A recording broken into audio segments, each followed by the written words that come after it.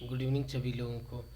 आज हम जिस स्कूल के बारे में पढ़ेंगे उसे इलियाई संप्रदाय कहा जाता है, इलियाई स्कूल कहा जाता है।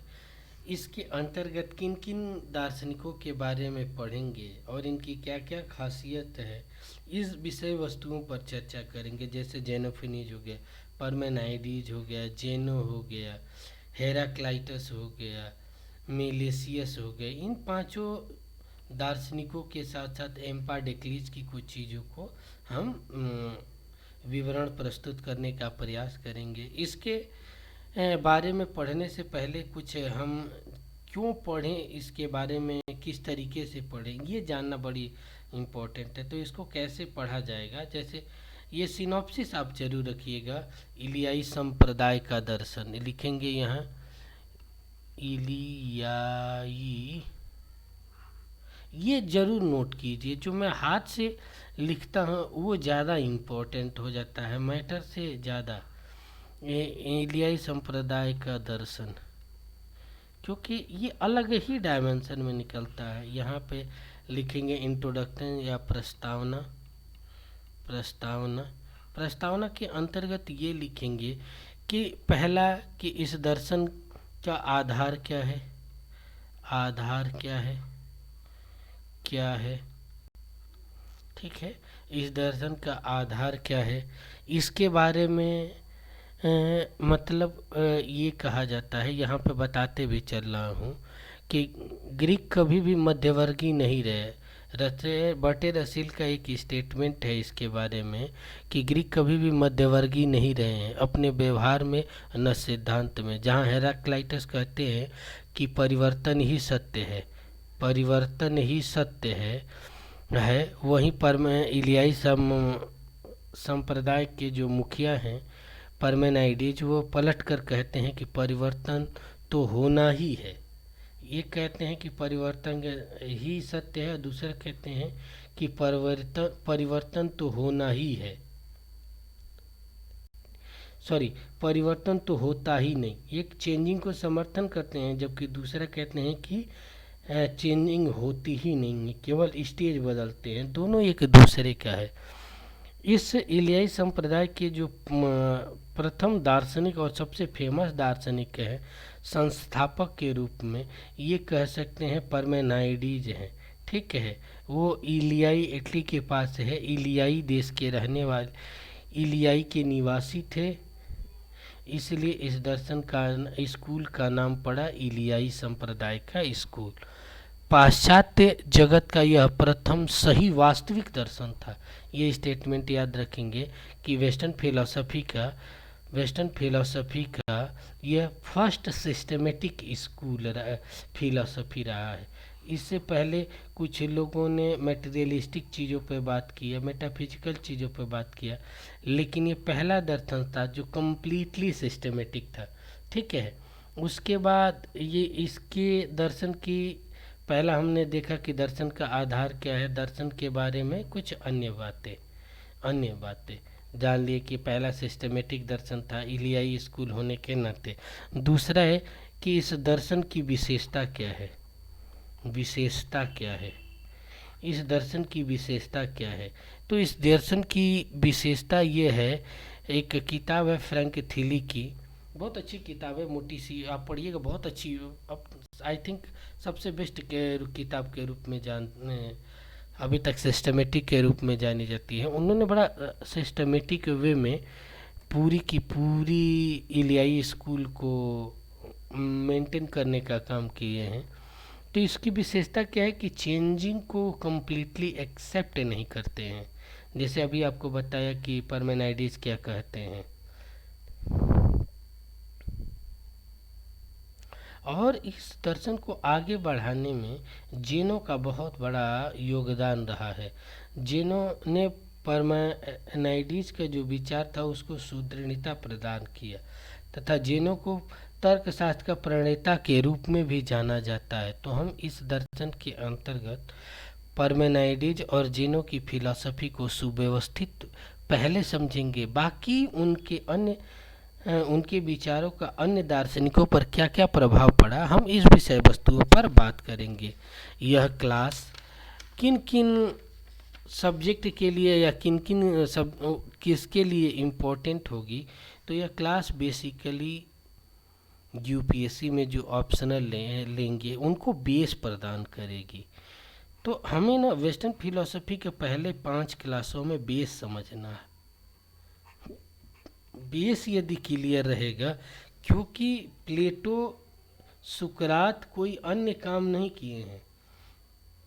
सुकरात हुए, प्लेटो हो गए, अरस्तु हो गए, ये तीनों ने क्या किया कि अपने पूर्व के जो सुकरात पूर्व युग के दार्शनिक हैं, युग के जो दार्शनिक हैं, उनके सारे दर्शनों को संयमित करने का काम किए। एक इथिकल आधार पर किए, एक आइडियोलॉजिकल आधार पर किए और एक व्यवहारिक आधार पर तार्किक दृष्टिकोण से इम्प्लीमेंट करने का काम किए। रियलिटी ये है कि फिलॉसफी के मतलब नॉर्थ पोल और साउथ पोल यही दोनों हैं, प्लेटो और अरस्तु। प्लेटो ने कोई भी बात अपनी नहीं कही। प्लेटो सारा का सारा जो अपने गुरु से सीखा था उसी को आधार देकर इन विषय वस्तुओं की बात करते हैं।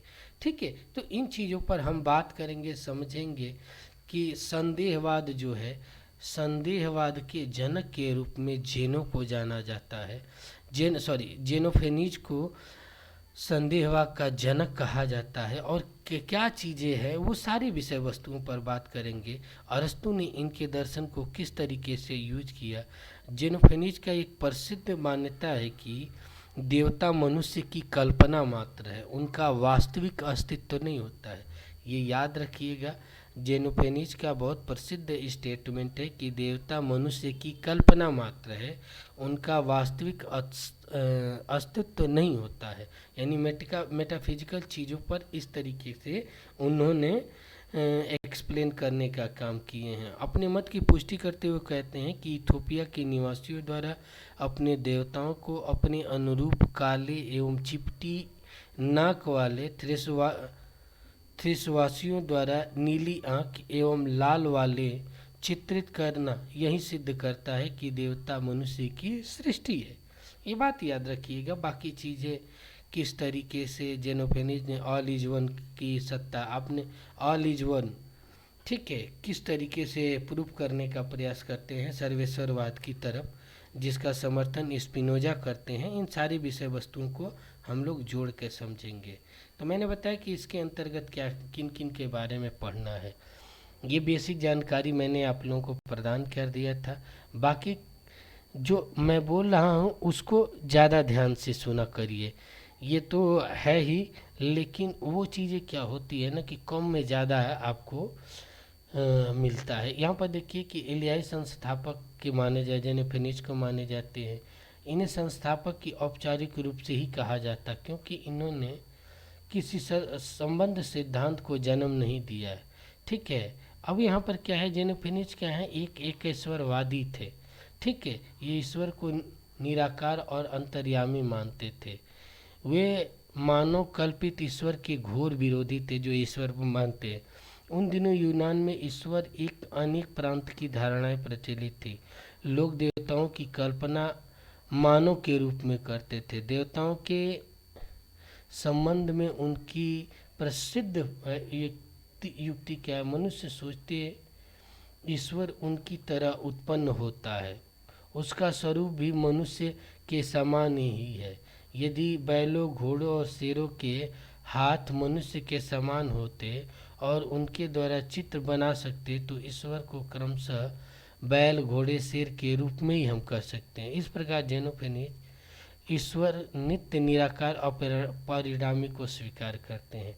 दूसरे इसके जो फेमस दार्शनिक है वो परमेनाइडीज के कहते हैं। ये इटली के ये भी थे, पाइथागोरस के अनुयायी के रूप में थे, परंतु जेनोफेनीज के विचारों से अधिक प्रभावित थे। पाइथागोरस गणित के माध्यम से रहस्यवादी से सिद्धांत को देते थे। परमेनाइडीज अपने तत्व विषयक विचार के लिए ग्रीक दर्शन में सबसे प्रसिद्ध हैं। वे सर्वप्रथम दार्शनिक है जिन्होंने अपनी तत्व विषयक धारणा को तर्क से सिद्ध किया। तर्क सिद्ध तत्व की स्थापना इनकी देन कही जाती है। पार्मेनाइडीज ने अपनी दार्शनिक सिद्धांतों की व्याख्या छंदों में की है, अतः उनकी दार्शनिक कविताएं प्रसिद्ध हैं। पार्मेनाइडीज ने अपनी एक दार्शनिक कविता लिखा कि वे स्वर्ग पहुंचते थे तथा वहां एक देवी इनको सत्य का दर्शन कराती थी। पार्मेनाइडीज का दर्शन हेराक्लाइटस का विरोधी है। क्यों विरोधी है? कि हेराक्लाइटस क्षणिकवाद के समर्थक थे, यानी दुनिया में सब कुछ परिवर्तन है, जल के समान एक जल में एक ही बार रख सकते हैं, दोबारा नहीं सकते। लेकिन पार्मेनाइडीज क्या है? शाश्वतवाद का समर्थक थे। जिस तरीके से यदि हम देखें इंडियन फिलॉसफी में क्षणिकवाद, बौद्ध दर्शन में भी क्षणिकवाद का सिद्धांत दिखाई पड़ता है, उसी तरीके से हेराक्लाइटस की भी फिलॉसफी में क्षणिकवाद दिखाई पड़ता है, जहाँ मध्य मार्ग के सिद्धांत के रूप में। यदि संसार में सब कुछ क्षणिक, अनित्य, विनश्वर या परिणामी है तो ज्ञान को भी क्षणिक मानना होगा। अतः पार्मेनाइडीज के अनुसार शुद्ध तत्व प्योर बीइंग है। यह शुद्ध मूल नित्य शाश्वत अविभाज्य और अपरिणामी है। पार्मेनाइडीज शुद्ध सत्य की सिद्धि के लिए तर्क देते हैं। सत्य की उत्पत्ति या तो सत्य से हुई है या असत्य से हुई है। सत्य से सत्य की उत्पत्ति संभव नहीं है, क्योंकि सत्य पूर्व में ही विद्यमान है। ये लाइन याद रखिएगा। मैं जो लिख के समझाता हूँ ना, उससे अधिक देखिए, इसमें दो चीज़ें हैं। मैं पीपीटी तो दे ही देता हूँ, लेकिन जो मैं साइड से जो बोल के लिखता हूँ वो चीज़ें बहुत इंपॉर्टेंट है। अंडरलाइन जो कर रहा हूँ वह शुद्ध सत्य है। इसके लिए पार्मेनाइडीज अनेक विशेषणों का प्रयोग करते हैं। उनके अनुसार सत्य शुद्ध सत्ता है जो अविभाज्य है। सत्य का विभाजन सत्य से संभव नहीं है, क्योंकि किसी वस्तु का विभाजन दूसरी वस्तु से होता है। इसका विभाजन असत्य से संभव नहीं है, क्योंकि असत्य की सत्ता ही नहीं है। अविभाज्य होने के कारण यह भी शाश्वत है, क्योंकि इसका विनाश कतई संभव नहीं है, यद्यप नहीं है। ये सारी चीज़ें पढ़ लीजिएगा, मुझे जो बताना है वो तरफ लेके चल रहा हूँ। ये आपको केवल बेस बनाने का काम करेगा। शुद्ध सत्ता का सर्वप्रथम प्रतिपादन इन्हीं के दर्शन में मिलता है। ये चीज़ आपको इम्पोर्टेंट है एग्जाम के, परंतु इनका सत्य सिद्धांत बड़ा विवादास्पद रहा है। शुद्ध सत्ता शाश्वत और अपरिणामी बतलाते हैं। दूसरी ओर इसे दैसिक और परिमित भी बतलाते हैं। कब जो अपरिणामी है वो देश और काल में परिणित नहीं हो सकती है, जबकि ये कहते हैं दोनों एक दूसरे के कंट्राडिक्टरी है। शुद्ध सत्ता को किसी भी देश, विशेष काल या सीमा में नहीं बांधा जा सकता है। यदि सत्य देशिक है तो वह जड़ पदार्थ है, यानी मटेरियलिस्टिक चीज़ों की है, तथा पार्मेनाइडीज भौतिकतावादी हैं, ये याद रखना है। यदि सत्य वस्तु विचार नहीं है तो पार्मेनाइडीज क्या हैं? विज्ञानवादी हैं। इस प्रकार पार्मेनाइडीज की दोनों व्याख्या की जाती है। बर्नेट आदि विद्वान पार्मेनाइडीज को भौतिकवादी मानते हैं। इनका कहना है कि सत्य दैसिक एवं सीमित है। याद रखिएगा, ये स्टेटमेंट आपको काम करेगा। दैसिक और सीमित होना है तो जड़ पदार्थ का लक्षण है। स्टार्टिंग अभी ये थोड़ा सा इसको देखकर अपना बेस बनाइए, ठीक है। उसके बाद जब ये शुरुआत सुकरात से होगी, यहाँ क्या है कि अभी आपको बेस पढ़ाया जा रहा है। एक बार पढ़िए, जो लाइन अंडरलाइन कर रहा हूँ, जोड़ रहा हूँ, कोरिलेट कर रहा हूँ, उसको समझने का प्रयास कीजिए, उसको अपने नोट्स में लिख लीजिए। जिसकी आकृति होगी वह अवश्य ही किसी स्थान में होगा।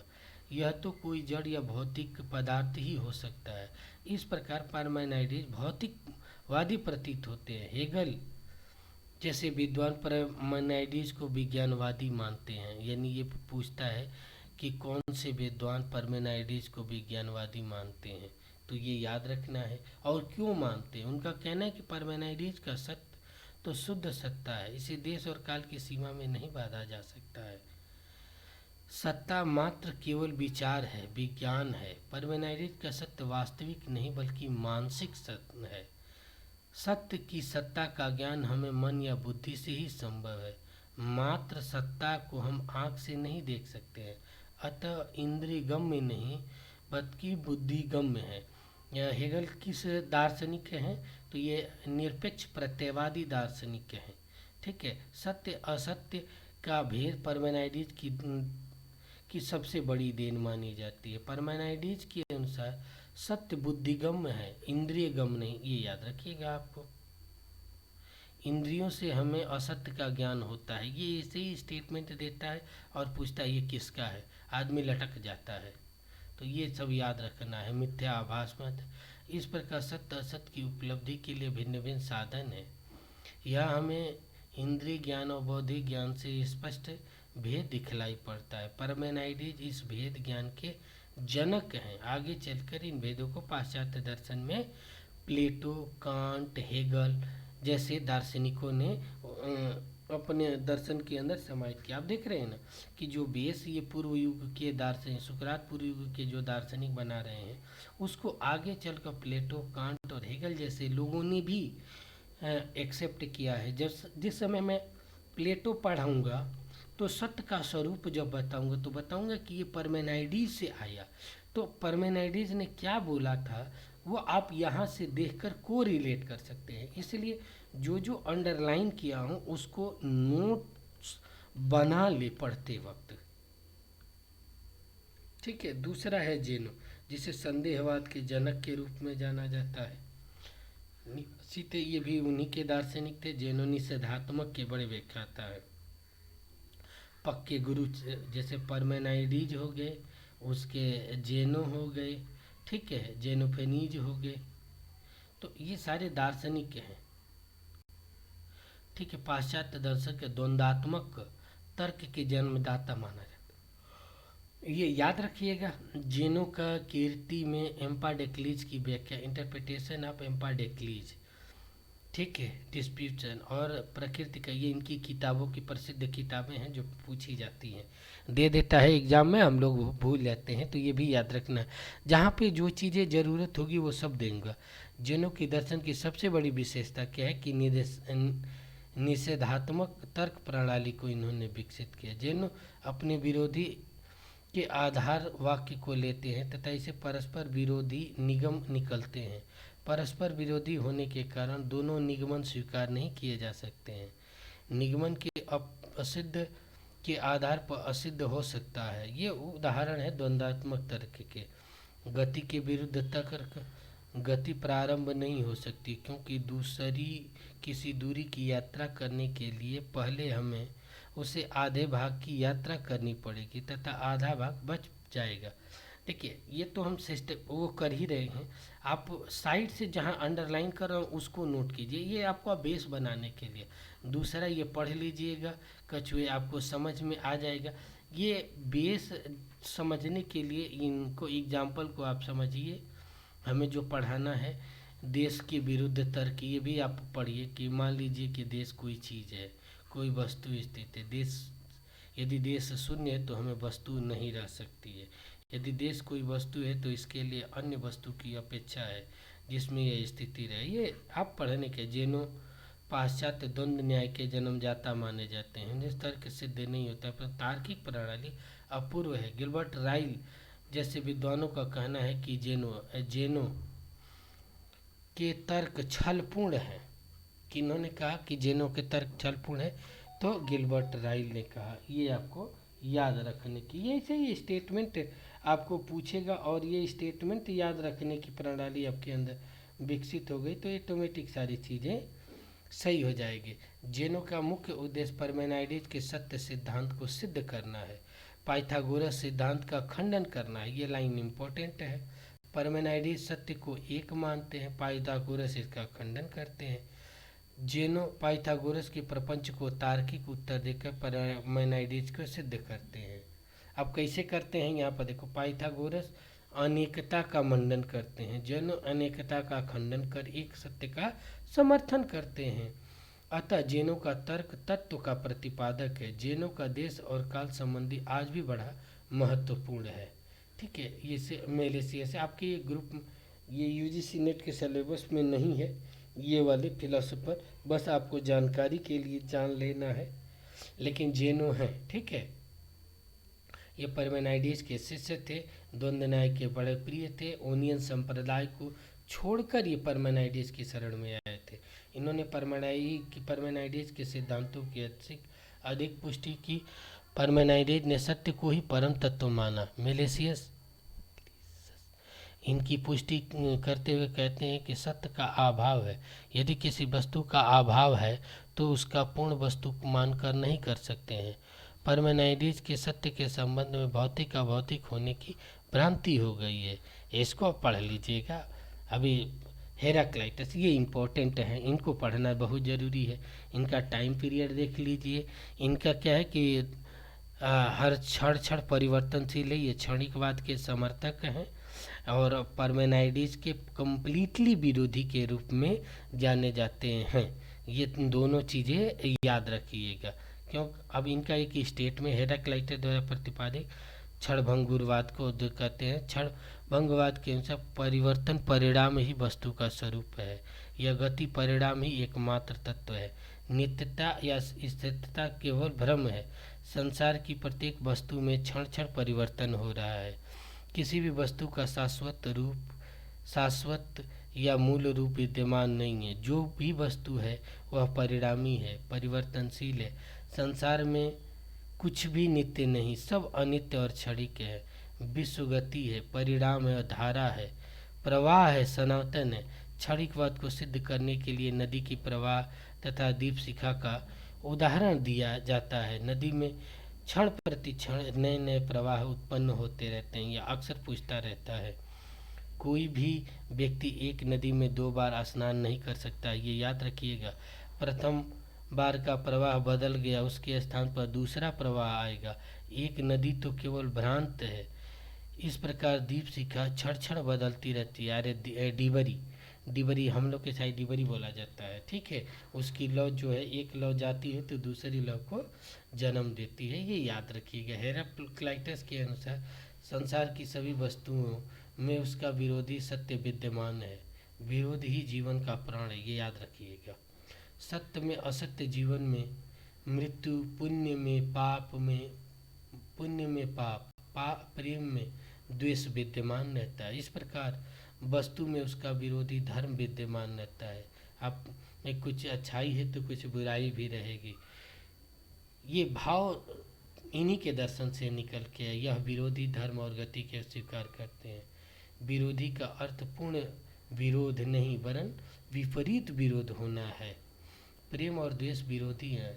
इसका अर्थ कि दोनों एक दूसरे के विपरीत है। विपरीत होने का अर्थ परिवर्तन है। अतः विरोधी का समन्वय होता है। इसलिए 2 दृष्टांत दिए जाते हैं। जब मनुष्य द्वारा चलाया जाता है तो जलाने के बाद दोनों हाथ विरोधी दिशाओं में खींचते हैं। उनका एक लक्ष्य ही होता है। दूसरा, वीणा के तार भिन्न भिन्न रीति से खींचे जाते हैं, तब भी भिन्न भिन्न स्वर ही एक राग को उत्पन्न करते हैं। ये विरोधी समन्वय के जनक के रूप में हेराक्लाइटस के अनुसार सभी वस्तुओं का विरोधी तत्व है। ये पढ़ लीजिएगा, बहुत अच्छा लाइन है। हेराक्लाइटस परमेनाइडेज की इलियाई संप्रदाय की सर्वथा भिन्न। परमेनाइडेज ये आपको स्टार्टिंग में ही मैं बता चुका हूँ, ठीक है। एम्पाडेक्लीज के बारे में भी थोड़ा सा हम देख लेंगे। एम्पाडेक्लीज दूसरा मार्ग वायु मार्ग, ठीक है। प्रथम मार्ग को अग्नि के रूप में एक्सेप्ट करते हैं जल में। ये यहाँ से इसको जिस प्रकार स्वर्ण आभूषणों में और आभूषण स्वर्ण रूप में परिवर्तित होते रहते हैं, उसी प्रकार अग्नि से सभी वस्तुएं और सभी वस्तुओं में अग्नि रूप में सर्वदा परिवर्तन होता ही रहता है। अतः हेराक्लाइटस के अनुसार मूल अग्नि ही जगत का कारण है, ये याद रखिएगा। सदा परिवर्तनशील है। इसमें 2 परिवर्तन होते हैं, अवनत मार्ग, उन्नत मार्ग। उन्नत मतलब इंक्रीजिंग और अवनत का मतलब डिक्रीजिंग, ये दोनों याद रखिएगा। एम्पाडेक्लीज को देखते हैं। एम्पाडेक्लीज ये निवासी थे, पढ़ लीजिए, ये काम का नहीं है। ये इनका क्या था, ठीक है। ये एम्पाडेक्लीज ने किसी स्थापना नहीं की वरन अपने समय के सभी मंतों का समन्वय किए। इनके समन्वय किए, क्या किए कि परमेनाइडेज के परम सत्य सत्व नित्य अविकारी को एक को स्वीकार न करके इसके विपरीत हेराक्लाइटस के अनुसार नित्य तत्व तो केवल भ्रांति है। संसार में जो कुछ भी है वह क्षणिक और परिणामी है। एम्पाडेक्लीज दोनों विरोधी सिद्धांतों का समन्वय करते हैं। थेलीज के अनुसार जल परम तत्व है। एम्पाडेक एनएक्जिमेनीज इन्हीं सभी का समन्वय करते हैं। इनके अनुसार पृथ्वी, जल, वायु, अग्नि सभी ही मौलिक तत्व हैं। ये हमेशा याद रखिएगा, ये लाइन आपके लिए इम्पोर्टेंट हो गई। अपने मूल रूप में नित्य अविकारी है। इसका मूल रूप अणु है। देखिए यहीं से मैनीज, उसके बाद परमाणुवादी दार्शनिक आएंगे। अणु के रूप में इनकी उत्पत्ति और विनाश होता है। ये अणुवादी दार्शनिक के रूप में इनको जाना जाता है, ये याद रखिएगा। इनका संयोग और वियोग के रूप में होता है। अतः सृष्टि के चार भूतों का संयोग और वियोग का विनाश होता है, यहाँ ध्यान रखिएगा, ये लाइन इम्पोर्टेंट है। और यहाँ पर एक मैं क्वेश्चन पूछ रहा हूँ कि भारतीय दर्शन में कौन सा दर्शन स्कूल या चार महाभूतों को स्वीकार करता है? आप कमेंट में लिख के जरूर बताएं। सृष्टि के प्रारंभ में ही तत्व प्रेम के कारण इकाई की अवस्था में थे, परंतु कालांतर में विरोध अधिक होने के कारण इनमें भेद उत्पन्न हो गया। पुनः इसका विरोध हुआ। सर्वप्रथम वायु पृथक हो गया, तत्पश्चात अग्नि, इसके बाद ये पूरा वो बताते हैं, आप पढ़ लीजिएगा, ठीक है। एम्पाडेक्लिज, ये देखिए एम्पाडोक्लीज सृष्टि के चार अवस्थाएं मानते हैं, ये याद रखिएगा ये लाइन। प्रथम अवस्था प्रेम की है। इस अवस्था में चारों महाभूत पूर्णतः सामंजस्य में होता है, यह प्राथमिक अवस्था है। इसे एम्पाडेक्लिज सौभाग्यशाली शुभ में मानते हैं। दूसरी अवस्था विग्रह की है। इस अवस्था को पृथक होने लगते हैं, परंतु इस अवस्था में पूर्णतः पृथक नहीं होते हैं, अतः इसे महाभूत की अर्धमिश्रित अवस्था कहा जाता है। तीसरी अवस्था मिश्रण की है।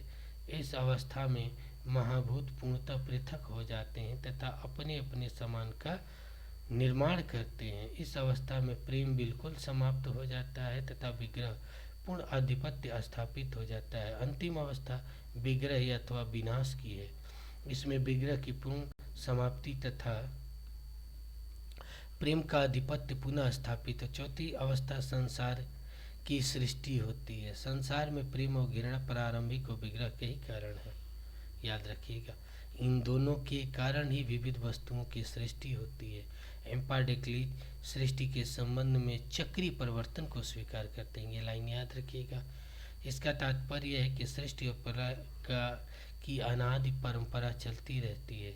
सृष्टि का आदि तो है, अंत नहीं है। सृष्टि का प्रारंभ होता है, सर्वप्रथम चारों तत्व व्याप्त होते हैं, ये याद रखिएगा, ठीक है। इस तरीके से ये अब हम लोग दो और पढ़ेंगे, ल्यूपियस और डेमेट्रियस को।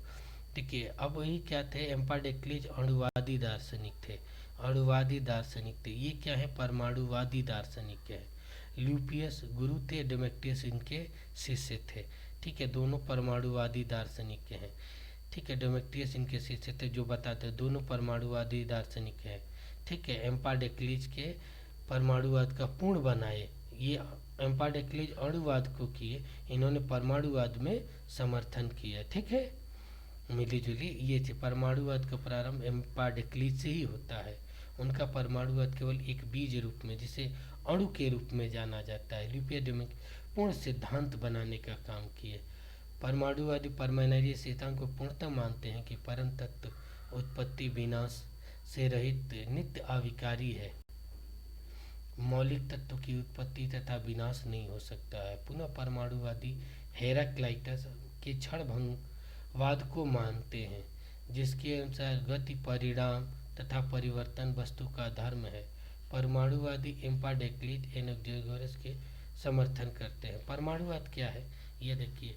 यदि हम विश्व के किसी द्रव्य का विभाजन किया जाए तो अंत में एक ऐसी इकाई बचती है जिसे काटा नहीं जा सकता है, जिसे परमाणु कहते हैं।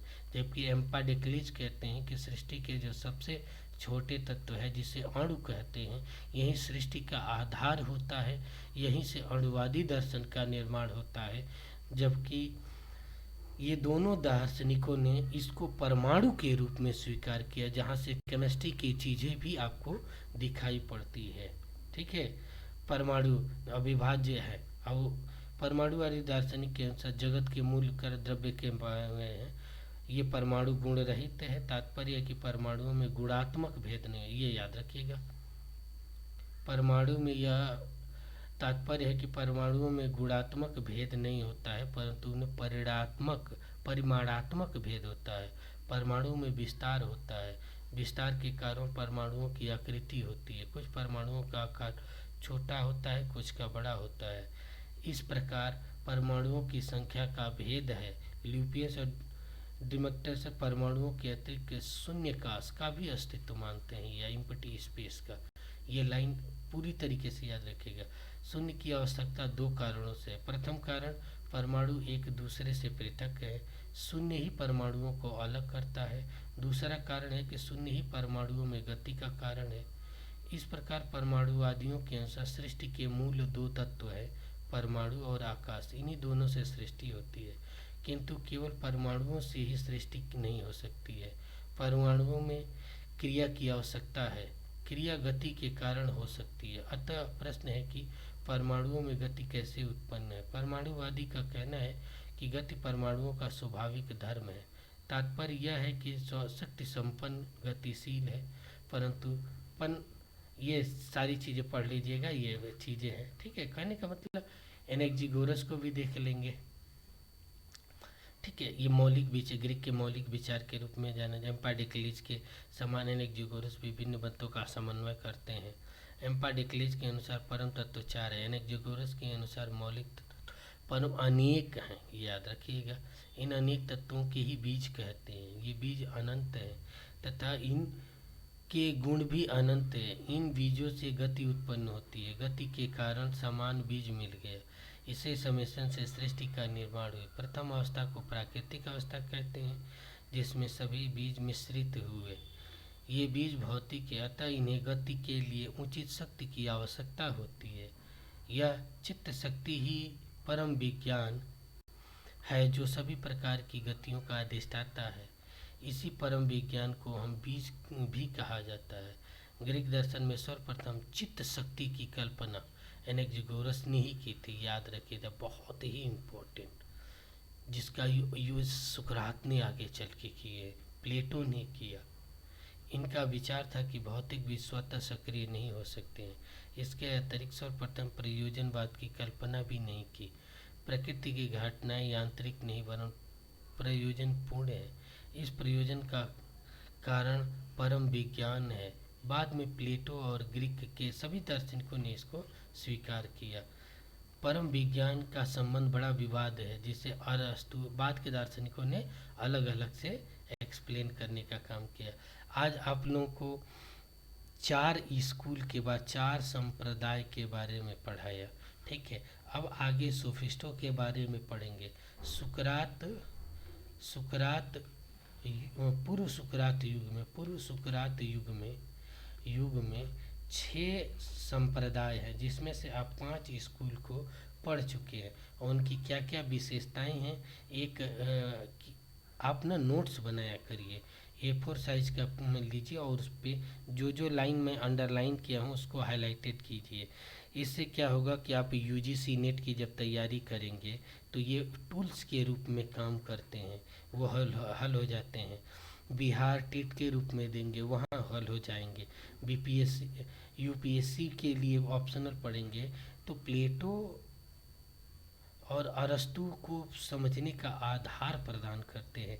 99% लोग क्या करते हैं कि ऑप्शनल में शुरुआत कहाँ से करते हैं, सीधा प्लेटो से शुरुआत करते हैं, उसके पीछे वाला बैकग्राउंड नहीं बताते। मैं भी शुरुआत करने वाला था, लेकिन मुझे लगा कि छोटी छोटी चीज़ें कर देने से एक बार आधार बन जाए, यदि 3 घंटा लग के आधार बन जाए, मूलता समझ में आ जाए, तो बाकी तो सम्मिश्रण है, ऑटोमेटिक कनेक्ट किया जा सकता है।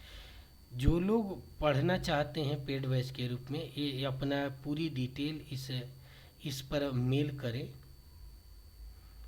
जो लोग अपना पढ़ना चाहते हैं ay6832@gmail, एक व्हाट्सएप ग्रुप पर मैं आपको ऐड कर दूंगा, जहां आपको PDF मिलेगा।